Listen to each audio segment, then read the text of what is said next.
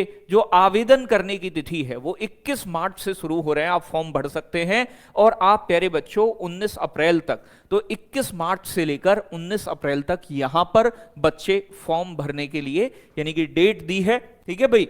इसके बाद परीक्षा का आयोजन होगा आपका बेटा। तो जो बोर्ड द्वारा चतुर्थ श्रेणी के कर्मचारियों की जो भर्ती परीक्षा है वो प्यारे बच्चों 18 से 21 सितंबर 2025 को आयोजित की जाएगी। कंप्यूटर आधारित परीक्षा होगी। ठीक है भाई, सीबीटी। ठीक है जी।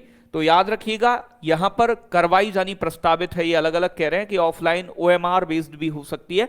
अब वो बता दिया जाएगा आपको जिस भी तरीके से परीक्षा होगी। तो प्यारे बच्चों, और ये जो सुनिश्चित में परिवर्तन भी कर सकता है इसमें थोड़ा बहुत बोर्ड अगर चाहे तो परीक्षा के आयोजन या समय में, तो इसमें कोई दिक्कत नहीं है। बोर्ड के द्वारा कहा गया कि एक से अधिक पालियों में परीक्षा का आयोजन किया जाएगा तो उसमें नॉर्मलाइजेशन का प्रक्रिया भी अपनाई जाएगी।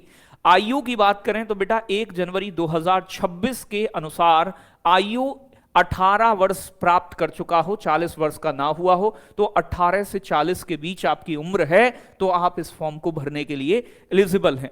एक बार ये पंजीयन शुल्क ये कार्मिक विभाग के परिपत्र में 19/4 ये 2023 के द्वारा अभ्यर्थियों को अपनी SSO ID द्वारा लॉगिन करने के बाद एक बार ये पंजीयन प्रणाली वन टाइम रजिस्ट्रेशन ऑप्शन पर जाकर प्यारे बच्चों अपने पंजीयन शुल्क को जमा करना होगा।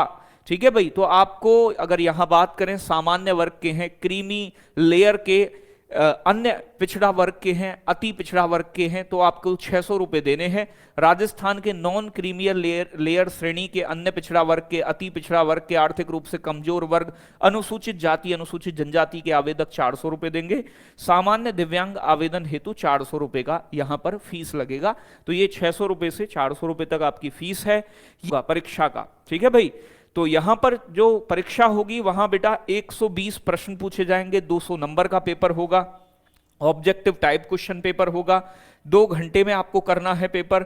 सभी प्रश्नों के इक्वल नंबर होंगे, 1/3 की नेगेटिव मार्किंग होगी प्यारे बच्चों, तो आप देख सकते हैं। और यहां पर ये कह रहा है स्टैंडर्ड ऑफ पेपर जो होगा वो सेकेंडरी एग्जामिनेशन। ठीक है भाई। तो वही 10वीं तक की चीजें ही पूछी जाएंगी, उससे ज्यादा कुछ इसमें है नहीं ऐसा। तो यहां पर होगी हिंदी के 30 प्रश्न बच्चों यहां दिए गए, और अंग्रेजी के यहां पर 15 प्रश्न आएंगे, सामान्य अंग्रेजी। प्यारे बच्चों सामान्य ज्ञान में भूगोल है, भूगोल के 10 प्रश्न हैं। इतिहास कला एवं संस्कृति राजस्थान की 10 नंबर की है।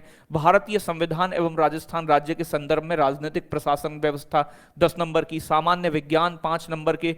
समसामयिक घटनाएं करंट अफेयर्स वगैरह 10 नंबर की। बेसिक कंप्यूटर के 5 प्रश्न होंगे, और सामान्य गणित जो होगा वो 25 प्रश्न होंगे। टोटल मिलाकर 120 प्रश्न, 2 घंटे समय, और प्यारे बच्चों 200 नंबर का paper overall, total paper 200 number का होगा आपका।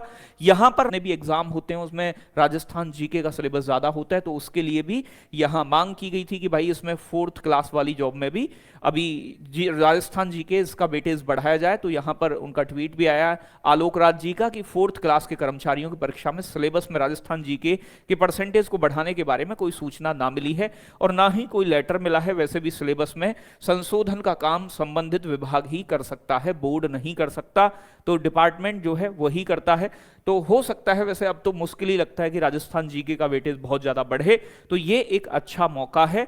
स्टेट वाले भी इसमें फॉर्म भर सकते हैं, एलिजिबल हैं, कोई समस्या नहीं, वो बताएंगे सारी चीजें।